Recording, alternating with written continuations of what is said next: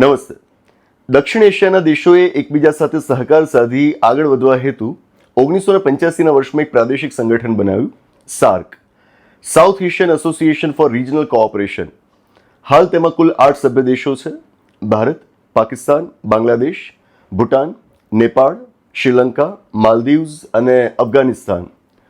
સાર્કની નિયમિત બેઠકો મળતી અને તેને પ્રદેશના વિકાસ માટે ખૂબ અગત્યનું માનવામાં આવતું હતું. પરંતુ તેની છેલ્લી બેઠક છેક 2014ના વર્ષમાં નેપાળના કાઠમંડુમાં મળી હતી. એ પછી એની કોઈ બેઠક મળી જ નથી. કેમ? તો 2016ના વર્ષમાં પાકિસ્તાનના ઇસ્લામાબાદમાં એની બેઠક મળવાની હતી, પણ ત્યારે જ આપણા જમ્મુ કાશ્મીરના ઉરીમાં આર્મી કેમ્પ ઉપર આતંકવાદી હુમલો થયો હતો. આવા આતંકવાદી હુમલાઓ પાછળ પાકિસ્તાનનો જ તો હાથ હોય છે.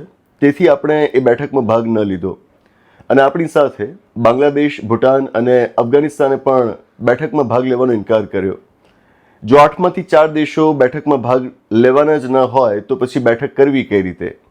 એથી આખરે એ બેઠકને મોકૂફ રાખવામાં આવે છે અને ત્યાર પછી સાર્કની કોઈ બેઠક થઈ જ નથી.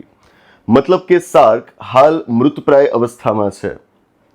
સમાચાર આવ્યા છે કે ચીન, પાકિસ્તાન અને ભૂટાન એક નવું પ્રાદેશિક સંગઠન બનાવવા તરફ આગળ વધી રહ્યા છે.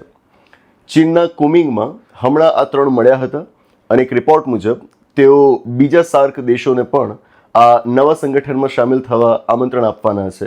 કદાચ એ લોકો ભારતને પણ આમંત્રણ આપે. આંતરરાષ્ટ્રીય અને પ્રાદેશિક સ્તર પર ભારતની વિદેશ નીતિની સતત કસોટી થઈ રહી છે. ચીન તો સાર્કનું સભ્ય પણ નહોતું. આ નવા સંગઠનની તો આગેવાની જ ચીન કરશે.